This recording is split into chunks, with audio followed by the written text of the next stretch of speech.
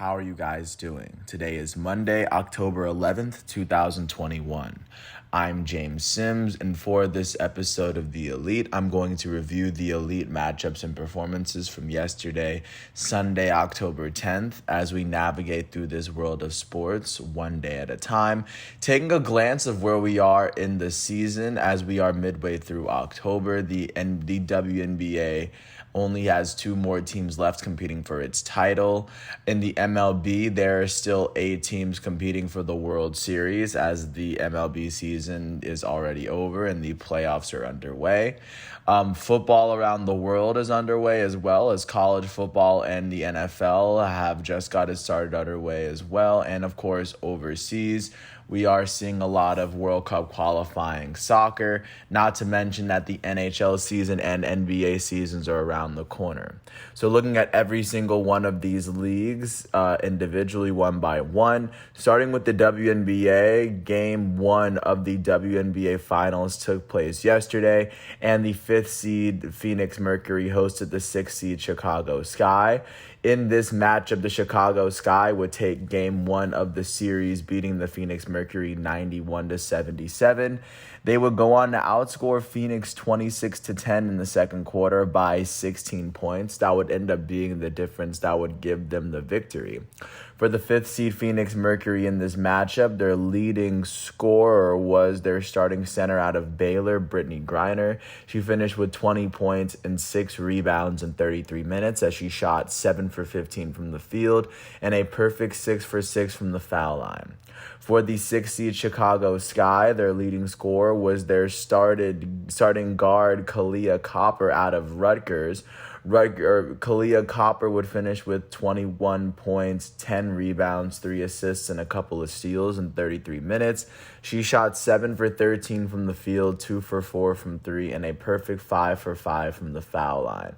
She was the only player that had at least 20. Another player that had a pretty impressive game for herself was their guard out of DePaul, Allie Quigley. She finished with 18 points in 35 minutes, shooting 6 for 17 from the field and a perfect 3 for 3 from the foul line. With this win, the 6th seed Chicago Sky now hold a 1-0 series lead over the 2nd seed Phoenix Mercury.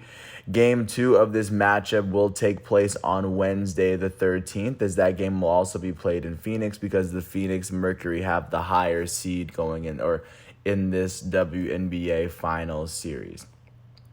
So with that said, of course, with these there are still 2 teams that are fighting for the WNBA Finals, and now the Mercury are 2 games closer away from, or the Chicago Sky are 2 games closer from taking away the series, taking a chance at looking at what's going on with the American League Division Series. Yesterday, both Game 3s went down. Starting off in Boston, the Boston Red Sox hosted the number 1 seed in the American League, the Tampa Bay Rays, the only team that finished with at least 100 wins. And then the Red Sox would end up beating the Rays in the 13th inning to take the series, or to take the 2-1 series lead over the Rays. For the Rays, the very first run was scored in the top of the first as Austin Meadows' 2-run home run would put the Rays up 2. Kyle Schwarber would then hit a solo home run in the bottom of the first to shorten the Red Sox deficit to 2-1. In the bottom of the third, they would tie the game up. The Red Sox would tie the game up off of an RBI single from Kike Hernandez to make it 2-2. And then Rafael Devers would have an RBI single in that same inning to give themselves a 1-run lead, their first lead of the game. In the bottom of the fifth, Kike Hernandez would hit a solo home run to put the Red Sox up 4-2. In the top of the eighth, Wander Franco would hit a solo home run to shorten the Rays deficit to 1. That was followed by a RBI double from Randy Arozarena to tie the game at 4. It would be a 2-run walk-off home run from Christian Vasquez to give the Red Sox the second win of this matchup. For the Tampa Bay Rays, the start was given to Drew Rasmussen. Drew Rasmussen pitched 2 innings as he struck out a batter and allowed 3 earned runs. The loss for the Rays, however, was given to their closer, Luis Patino. Patino would allow 2 earned runs as he pitched the entire 12th inning and only allowed one. He only allowed 1 out in the 13th inning. He would not make it to the 13th. This would be his first loss of the playoffs. In the Rays batting lineup, their elite shortstop Wander Franco would go 2 for 6 with an RBI and 2 runs as he hit his first home run of the playoffs. Their left fielder Austin Meadows would go 2 for 4 as he hit 2 RBIs and a run. He hit his first home run of the playoffs as well. For the Boston Red Sox in Game 3, the start was given to Nathan Eovaldi. He allowed 2 earned runs off of 3 hits in 5 innings as he struck out 8. The win for the Red Sox was given to their closer for the day, Nick Pivetta. Pivetta would allow no earned runs in the last 4 innings for the Red Sox as he struck out 7. He would pitch the 10th, 11th, 12th, and 13th innings for the Red Sox. He pitched all the extra innings. He's now 1-0 in the playoffs. In the Red Sox batting lineup, their first baseman Kyle Schwarber would go 3 for 5 with an RBI and 2 runs as their all-star first baseman hit his first home run of the playoffs. Their center fielder Kike Hernandez went 3 for 6 with 2 RBIs and a run as he hit his second home run of the playoffs. And then their right fielder, Hunter Renfroe, would go 2 for 4 with a run, not to mention that their second baseman, Christian Arroyo, would end up going 3 for 5 with a run.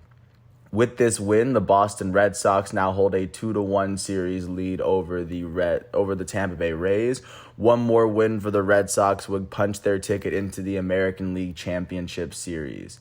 Taking a look at Game 3 in the other American League Division Series matchup, the American League Central champs Chicago White Sox hosted the American League West champions Houston Astros. Coming into this matchup, the Astros held a 2-0 lead in the series as the White Sox were fighting for their playoff lives. In this matchup, the White Sox would end up beating the Astros 12-6 in order to get their first win of their only win of the playoffs.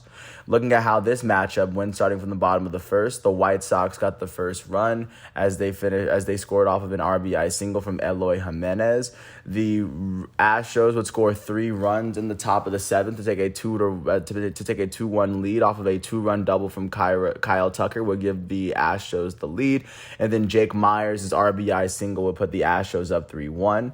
In the top of the third, Kyle Tucker would hit a 2-run home run to put the Astros up 5-1. In the bottom of the third, Yasmani Grandal's 2-run home run was shortened the White Sox deficit to 2 as they trailed 5-3 following that 2-run home run. Following that, Leury Garcia's 3-run home run would put the White Sox up 6-5.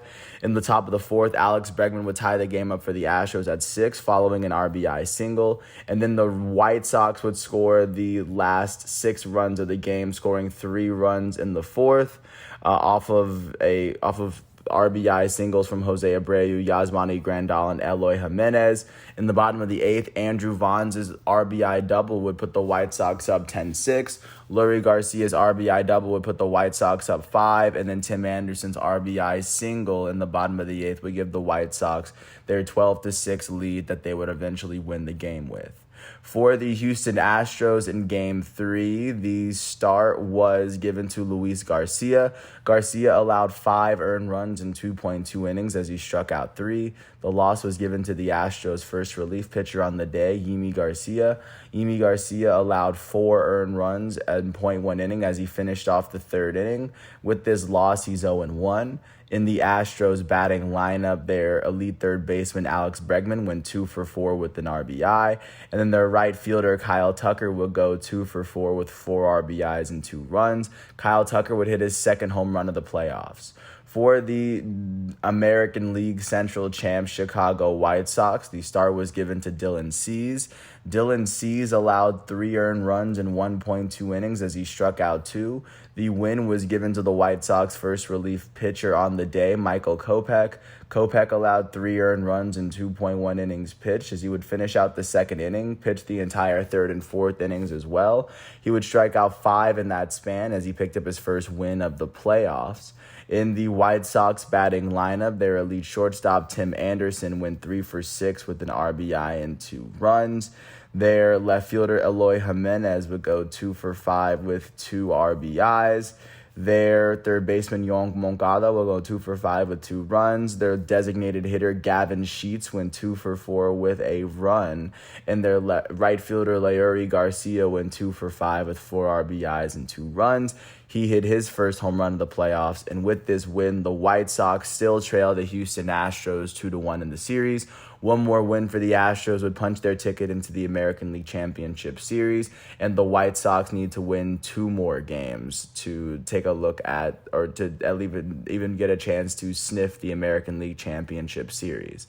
Taking a look at what's going on today in the MLB, it is Game 3 of the National League Division Series for the Atlanta Braves and the Brewers, and the Dodgers and the Giants. And in the American League, it'll be Game 4 for the Boston Red Sox as they host the Tampa Bay Rays.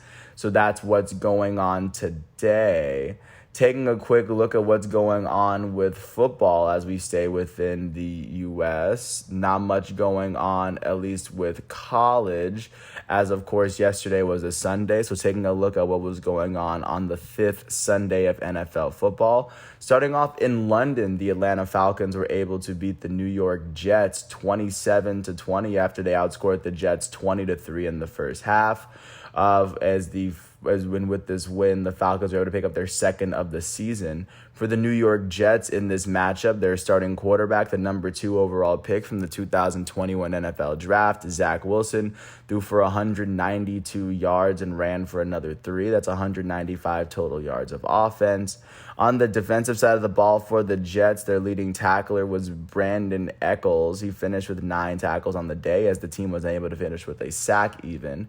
For the Atlanta Falcons, their lead starting quarterback, Matt Ryan, will complete 33 of his 45 passes, throwing for 342 yards and 2 touchdowns.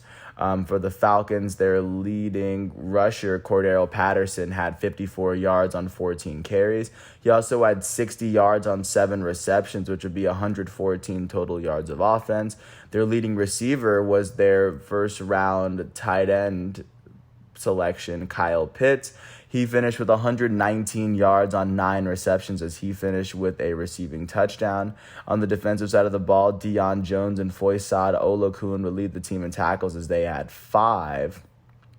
And Jalen Hawkins would finish with the only interception of the day for the Atlanta Falcons as they would come alongside his 1 tackle for the day. With this win, the Atlanta Falcons are 2-3. That is the worst record in the NFC South. And with this loss, the New York Jets are 1-4. That is the 3rd best record in the AFC East. Of course, taking a look at what went down in Cincinnati, the Cincinnati Bengals hosted the Green Bay Packers. The Packers were able to beat the Bengals 25-22 thanks to a game-winning field goal by Mason Crosby within the last 2 minutes of the game to secure the Packers' win over the Bengals. The Packers would also go on to slightly outscore the Bengals 16-14 in the first half, or 16-7 in the second quarter to gain the lead and run away with it. For the Cincinnati Bengals in this matchup, their starting quarterback, the number 1 overall pick from the 2020 NFL Draft, Joe Burrow, would throw for 281 yards, 2 touchdowns, and 2 picks. He also ran for 11 yards, so that's 292 total yards of offense. Their leading rusher, Samaje Perine, finished with 59 yards on 11 carries. He also had 24 yards on 4 receptions and a touchdown. That's 73 total yards of offense. And then their leading receiver, Jamar Chase, finished with 159 yards on 6 receptions as he had a touchdown. On the defensive side of the ball, Von Bell and Jesse Bates would lead the team in tackles as they both had 9. Trey Hendrickson finished with 4 tackles on the day as he had both of the Bengals sacks. And Chidobe Awuzie finished with a 42-yard interception return, and that will go along with his 6 tackles on the day. For the Green Bay Packers, their goated starting quarterback, Aaron Rodgers, would complete 27 of his 39 passes. He would throw for 344 yards, 2 touchdowns, and a pick. Their leading rusher, their elite running back Aaron Jones would finish with 103 yards off of 14 carries. He also had 6 yards through 4 receptions through the air. That's 109 total yards of offense. The Green Bay Packers leading receiver was their elite wide receiver Davante Adams. He finished with 206 yards on 11 receptions and a touchdown. On the defensive side of the ball, Adrian Amos and Devondre Campbell would tie for the team high as they both had 9 tackles on the day. And then on the defensive side of the ball, Devondre Campbell, in addition to leading the team in tackles, with 9, he would finish with an interception. And Adrian Amos, who finished with the other team high, who tied for the team high in tackles, finished with an interception as well as his 9 tackles. With this win, the Green Bay Packers are 5-1. That is or I guess with this record, the Green Bay Packers are now 4-1. And with this loss, the Cincinnati Bengals are now 3-2, just to take a look at where they are so far this season. Jumping out to Minneapolis, to 2 more teams in the NFC North, the Minnesota Vikings hosted the Detroit Lions, and the Minnesota Vikings would make sure that the Detroit Lions would have to wait for their very first win of the season. The Vikings would beat the Lions 19-17, as they would outscore the Lions 13-6 in the first half, which is what gave them the advantage. For the Detroit Lions, their starting quarterback Jared Goff would throw for 203 yards and an interception. Their leading receiver Amon-Ra St. Brown would finish with 65 yards on 7 receptions for the day. On the defensive side of the ball, Tracy Walker III and Amani Oruwariye would finish with 9 tackles each for the team. Alex Anzalone would finish with the team's only interception, as he had 4 tackles on the day. For the Minnesota Vikings, their starting quarterback Kirk Cousins would throw for 275 yards, a touchdown, and a pick. He also ran for another 4 yards. That's 279 total yards of offense. The Vikings' leading rusher, Alexander Madison, finished with 113 yards on 25 carries. He also had 40 yards on 7 receptions and a touchdown through the air. That's 153 total yards of offense with a touchdown. Their leading receiver, Justin Jefferson, would lead the team and the game in receiving yards, as he had 124 yards for 7 receptions. And then on the defensive side of the ball, their elite safety, Harrison Smith, would lead the team in tackles, as he finished with 9 of them on the day. Everson Griffin would finish with 4 tackles, as he had a couple of sacks. And Danielle Hunter would finish with 4 tackles and a sack for himself. Eric Kendricks, their linebacker, would finish with 8 tackles, and he had a interception for himself on the day. With this win, the Minnesota Vikings are now 2-3, and with this loss, the Detroit Lions are 0-5, still yet to get a win in the NFL, especially in the NFC North this season. Jumping to the AFC North in Pittsburgh, the Pittsburgh Steelers hosted the Denver Broncos, and the Pittsburgh Steelers beat the Broncos 27-19. They outscored the Broncos 17-6 in the first half, as the Broncos outscored the Steelers 13-10 in the second. It just wouldn't be enough for the Broncos to come back and get a very big win for themselves. For the Broncos, their starting quarterback Teddy Bridgewater would throw for 288 yards, 2 touchdowns, and a pick. He also ran for 11 yards. That's 299 total yards of offense. Their leading rusher, Javonte Williams, had 61 yards on 8 carries. He also had 21 yards on through the air off 3 receptions. So he had 86 total yards of offense. Their leading receiver, Cortland Sutton, had 120 yards on 7 receptions, as he had a touchdown. Tim Patrick, their second leading receiver, had 89 yards on 7 receptions. On the defensive side of the ball, Alexander Johnson would finish with 8 tackles alongside with Justin Simmons. They both had the team high in tackles. Alexander Johnson would also recover a fumble. He would also recover a fumble in that time as well. For the Pittsburgh Steelers, their elite starting quarterback, Ben Roethlisberger, would complete 15 of his 25 passes. He threw for 253 yards and 2 touchdowns. Their leading rusher was Najee Harris out of Alabama. He finished with 122 yards off 23 carries, as he had a touchdown. Through the air, Najee Harris had 20 yards on 2 receptions. That's 142 total yards of offense. Their leading receiver was Chase Claypool out of Notre Dame. He had 130 yards off of 5 receptions, as he had a touchdown. On the defensive side of the ball, Minkah Fitzpatrick would lead the team in tackles as he had 10 of them on the day. James Pierre would finish with an interception to go along with his 6 tackles. With this win, the Pittsburgh Steelers are 2-3 to start their season, and with this loss, the Denver Broncos are 3-2. Taking a look at what's going on in Tampa Bay, the reigning Super Bowl champs hosted the Miami Dolphins, and the Buccaneers were able to beat the Dolphins 45-17 as they outscored the Dolphins 24-10 in the first half, and they outscored the Dolphins 21-7 in the second half as they scored all 21 of their second half points in the fourth quarter. For the Miami Dolphins, their starting quarterback Jacoby Brissett would throw for 275 yards, 2 touchdowns, and a pick. Their leading rusher and receiver, Myles Gaskin, would finish with 25 yards off 5 carries. He had 74 yards on 10 receptions and 2 receiving touchdowns on the day. That would give him 99 total yards of offense with his 2 touchdowns. On the defensive side of the ball, Jerome Baker and Javon Holland would finish with 7 tackles for the team. And then for the defending Super Bowl champs, Tampa Bay Buccaneers, their goated starting quarterback Tom Brady would complete 30 of his 41 passes as he threw for 411 yards and 5 touchdowns. He also ran for 13 yards, so that's 424 total yards of offense. The Bucs' leading rusher, Leonard Fournette, would finish with 67 yards on 12 carries as he had a touchdown. He also had 43 yards on 4 receptions. That's 110 total yards of offense for Leonard Fournette. The Buccaneers' leading receiver was Antonio Brown. He finished with 124 yards on 7 receptions as he had 2 touchdowns. Mike Evans, their elite wide receiver, would finish with 113 yards on 6 receptions as he had 2 touchdowns. And on the defensive side of the ball for the Buccaneers, Devin White, their elite linebacker, would finish with 8 tackles on the day, leading the team.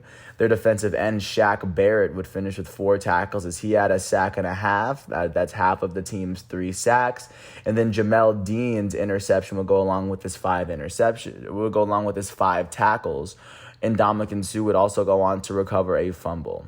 With this win, the Tampa Bay Buccaneers are 4-1 as they have the best record in the NFC South. And with this loss, the Miami Dolphins are now 1-4 to start their season thus far. And that is the intra-Florida matchup. Taking a look at what went down in our nation's capital, the Washington football team hosted the New Orleans Saints. The Saints would end up beating the football team 33-22. The Saints outscored Washington 20-13 in the first half, and they outscored Washington 13-9 in the second. For the Washington football team, their starting quarterback, Taylor Heinicke, would throw for 248 yards and 2 interceptions. He also ran for an additional 40 yards. That's 288 total yards of offense. Their leading rusher, Antonio Gibson, had 60 yards on 20 carries as he had 2 touchdowns. He also had 12 yards off of 2 receptions. That's 72 total yards of offense. The Washington football team's leading receiver, Adam Humphries, had 73 yards off of 3 receptions. On the defensive side of the ball, Cole Holcomb would lead the team in tackles as he had 7 tackles on the day. And then Cole Holcomb would also go on to finish with the team's only interception. For the New Orleans Saints, their starting quarterback, Jameis Winston, would throw for 279 yards, 4 touchdowns, and a pick. He also ran for 26 yards. That would be a combined total of 305 total yards of offense. Their leading rusher was their elite running back, Alvin Kamara. He had 71 yards on 16 carries as he had a touchdown on the ground. He also had 51 yards off of 5 receptions and a touchdown through the air. That would combine for 122 total yards of offense. The Saints' leading receiver, Marquez Callaway, would finish with 85 yards off of 4 receptions as he had 2 receiving touchdowns on the day. And then on the defensive side of the ball for New Orleans, Pete Werner would lead the team in tackles as he had 13 of them.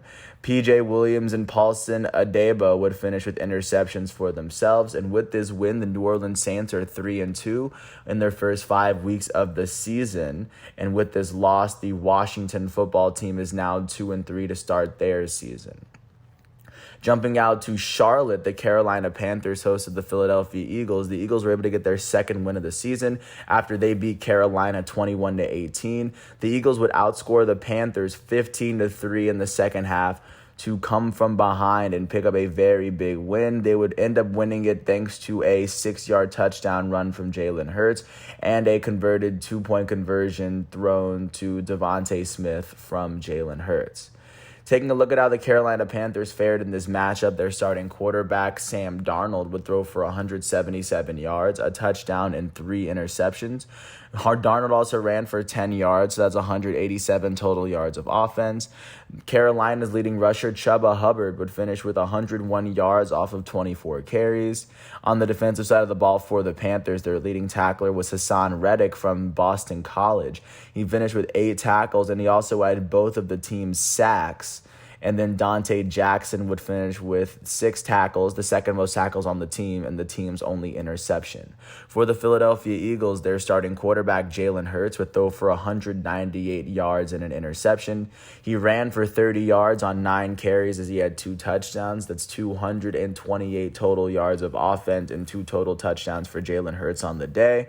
Their leading receiver was their elite wide receiver out of Alabama, Devontae Smith. Devontae Smith finished with 77 yards on 7 receptions. On the defensive side of the ball, Alex Singleton would lead the team and the game in tackles as he had 14 of them. The team would combine for 3 sacks. Darius Slay would finish with 2 of the team's 3 interceptions as Steven Nelson had the other one. Not to mention that their elite defensive tackle, Fletcher Cox, would finish with 2 tackles as one of his 2 tackles was a sack.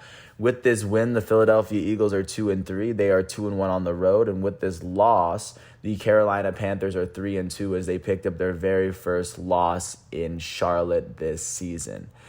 Taking a look at what's going on in Jacksonville, the Jaguars hosted the Tennessee Titans as the Jaguars are yet another team that are looking for their first win. The Titans outscored the Jaguars 24-13 in the first half, and then the Titans would outscore the Jaguars 13-6 in the second. For the Jaguars, the number 1 overall pick from the 2021 NFL Draft, their elite starting quarterback, Trevor Lawrence, would complete 23 of his 33 pass attempts. He threw for 273 yards, a touchdown, and an interception. Lawrence also ran for 28 yards on the ground, adding an additional touchdown that way. He would go on to finish with 301 total yards of offense alongside his 2 touchdowns. The Jaguars' leading rusher was their elite running back, James Robinson. He finished with 149 yards on 18 carries as he finished with a touchdown. On the defensive side of the ball, their leading tacklers were Josh Allen and Devon Hamilton. They both finished with 7 tackles on the day. Dwayne Smoot would finish with 3 tackles as he had a sack and a half, which is half of the team's total of 3. For the Tennessee Titans, their starting quarterback, Ryan Tannehill, would throw for 197 yards and a touchdown. He also ran for 21 yards on the ground, giving him 218 total yards of offense. Their leading rusher was their elite running back, Derrick Henry. He finished with 130 yards on 29 carries. He finished with 3 touchdowns on the ground. And then on the defensive side of the ball for the Titans, their leading tackler was David Long Jr. He finished with 12. Kevin Byard finished with 11. Harold Landry III would finish with 7 tackles as he finished with both of the team's sacks. And Kevin Byard, in addition to finishing with the second most tackles on the team, would finish with the Titans' only interception. With this win, the Tennessee Titans are now 3-2, holding the best record in the AFC South. And with this loss, the Jacksonville Jaguars are now 0-5, holding the worst record in the division at the moment. Right now, that is what the AFC South is looking like following that matchup. Taking a look at another team from that division, the Houston Texans hosted the New England Patriots. The Patriots would end up beating the Texans 25-22. This is a game that will come down to the very end where a 21-yard field goal by Nick Folk would cement the 10-point quarter that the Patriots needed to beat the Texans to pick up their second win of the season. For the Houston Texans, their starting quarterback, Davis Mills, would throw for 312 yards and 3 touchdowns. He also had 2 touchdowns. He also had 2 yards on the ground, so that's 314 total yards. The Houston Texans' leading receiver was Chris Moore. He finished with 109 yards on 5 receptions as he had a touchdown. Their second leading receiver was Chris Conley. He had 84 yards on 3 receptions as he had a receiving touchdown as well. On the defensive side of the ball, Christian Kirksey would lead the team in tackles as he had 10 of them. And then Lonnie Johnson Jr. would finish with the only interception as he had 4 tackles for himself. For the New England Patriots, their rookie starting quarterback Mac Jones would throw for 231 yards, a touchdown, and a pick. Their leading rusher, Damian Harris, had 58 yards on 14 carries as he had a touchdown. The Patriots' leading receiver was their tight end, Hunter Henry. He had 75 yards on 6 receptions as he had a touchdown. On the defensive side of the ball, Kyle Duggar finished with 10 tackles. Matt Judon finished with 4 tackles as he had 2 of the team's 3 sacks. With this win, the New England Patriots are 2-3 to start their season.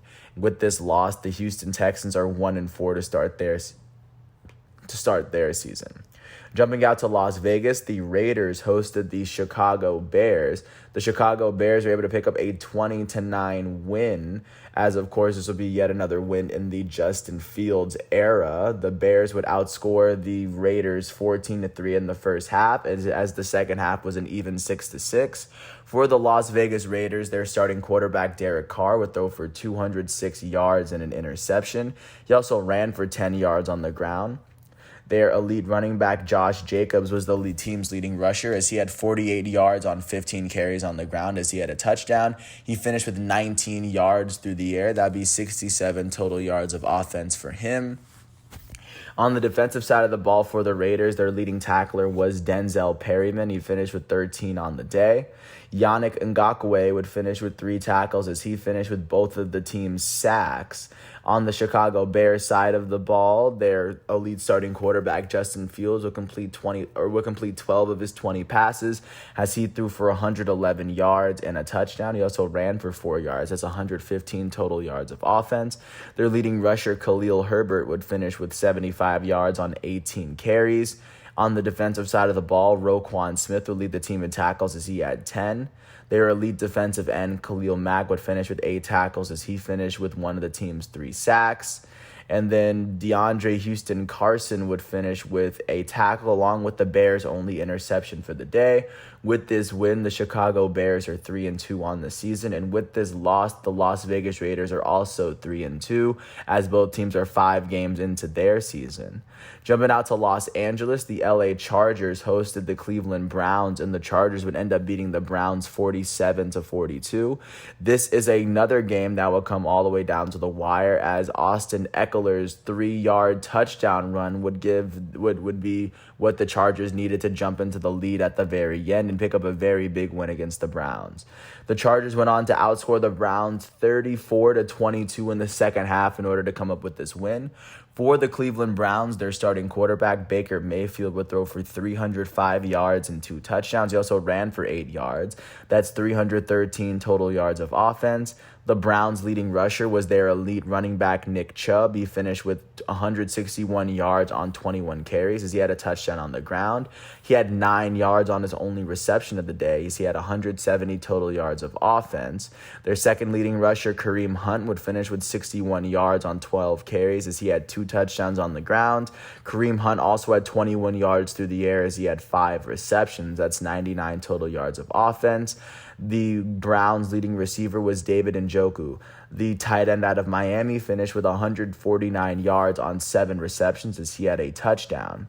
On the defensive side of the ball, Greedy Williams would lead the team in tackles as he had 10 of them. Their elite defensive end, Myles Garrett, finished with 2 tackles as he had a sack for himself, one of the team's 2. And then for the LA Chargers, their elite starting quarterback, Justin Herbert, would complete 26 of his 43 pass attempts as the reigning offensive rookie of the year, threw for 398 yards and 4 touchdowns. He also ran for 29 yards and an additional touchdown. That's 427 total yards of offense for Justin Herbert. The Chargers' leading rusher, Austin Eckler, finished with 66 yards on 77 carries. He had 2 touchdowns on the ground. Austin Eckler had 53 yards on 5 receptions through the air. That is 119 total yards of offense for him as he had 3 touchdowns. The Chargers' leading receiver was Mike Williams out of Clemson. He had 165 yards on 8 receptions as he had 2 touchdowns. The Chargers' second leading receiver was their elite wide receiver, Keenan Allen. He finished with 75 yards on 6 receptions. On the defensive side of the ball, their elite safety, Derwin James Jr., finished with 16 total tackles as he had a sack as well. Drew Tranquill finished with 11 tackles for himself. And then with this win, the LA Chargers are 4-1 to start their season. And with this loss, the Cleveland Browns are now 3-2 to start theirs, as this was a shootout to start off the season. Jumping out to Dallas, America's team, the Dallas Cowboys hosted the New York Giants. The Cowboys were able to beat the Giants 44-20 after they outscored the Giants 17-10 in the first half. They went on to outscore New York 27-10 in the second half to run away with their 4th win of the year. For the New York Giants, their starting quarterback Daniel Jones would throw for 98 yards and eventually get benched for Mike Glennon. Mike Glennon would throw for 196 yards, a touchdown, and 2 picks. For the Giants, their leading rusher was Devontae Booker as he had 42 yards on 16 carries and a touchdown. The Giants' leading receiver was Kadarius Toney. He had 189 yards on 10 receptions.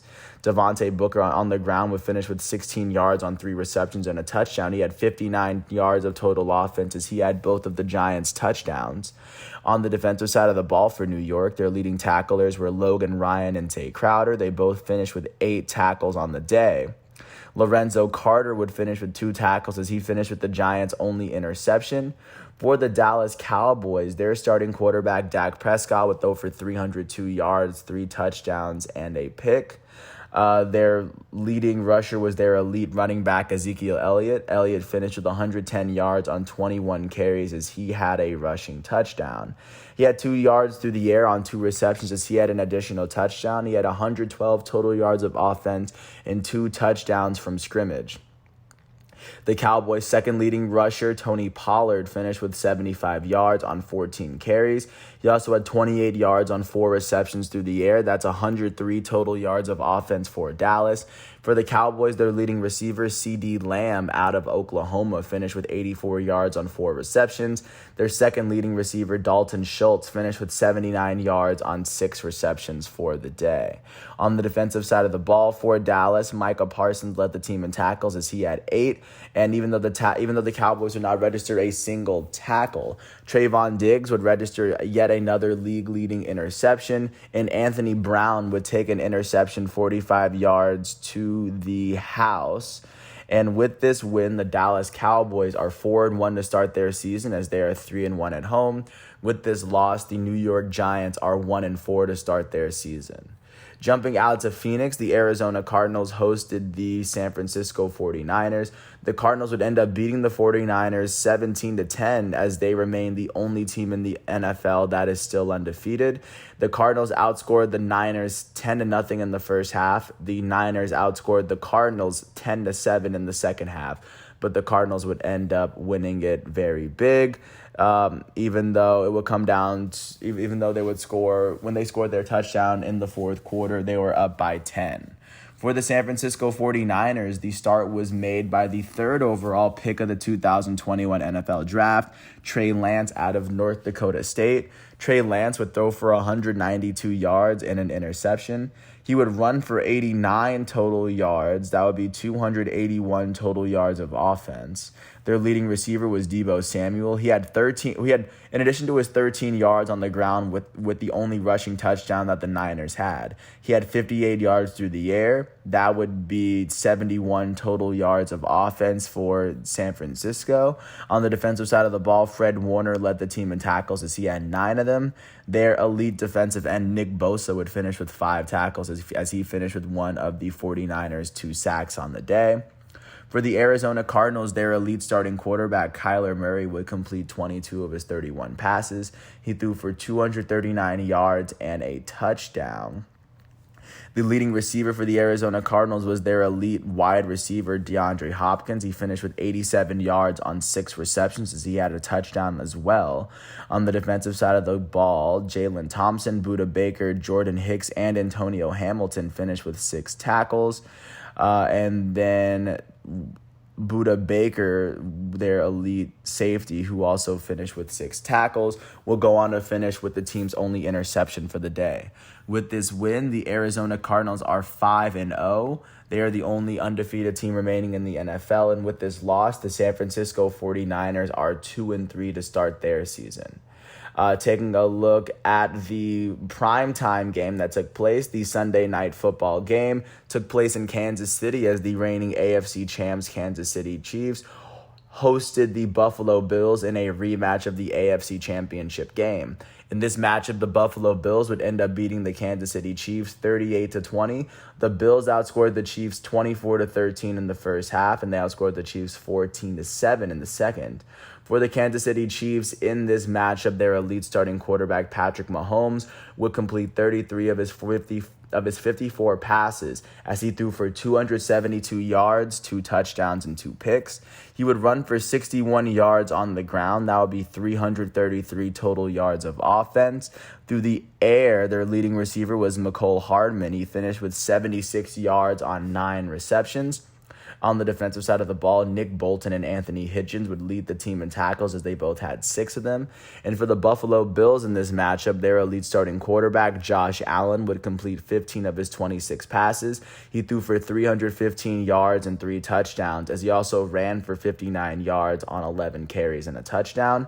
He would go on to finish with 374 total yards of offense, as he had 4 total touchdowns from offensive scrimmage. Through the air, the Bills' leading receiver was Dawson Knox. He had 117 yards on 3 receptions as he had a receiving touchdown for the day.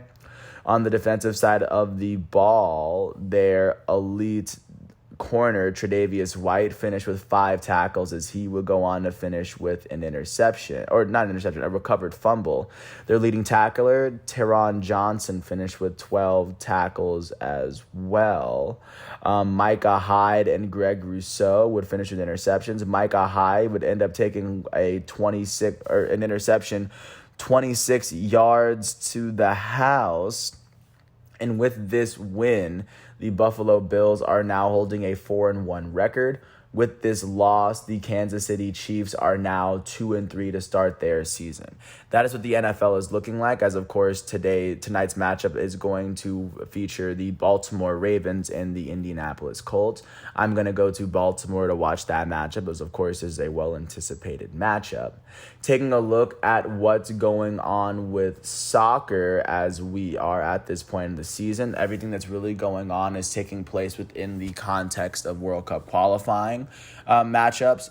In taking a look at what's going on within North America as we leave, Panama was able to beat the United States 1-0 in this qualifying matchup. Jamaica was able to draw with Canada 0-0, and Mexico was able to beat Honduras 3-0. Taking a look at what was going on in South America, Brazil drew with Colombia 0-0, and Argentina was able to beat Uruguay 3-0 as their first goal came from their goated forward Leo Messi. And that's virtually everything that's going on today as we navigate through each day in sports.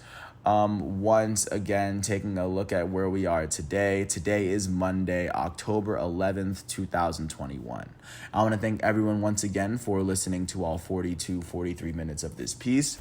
I do hope all is well, and once all of today's episodes are done, I will come back with another episode tomorrow, and also I will do an individual elite profile for TJ Watt as the elite outside linebacker for the Pittsburgh Steelers turns 27 today.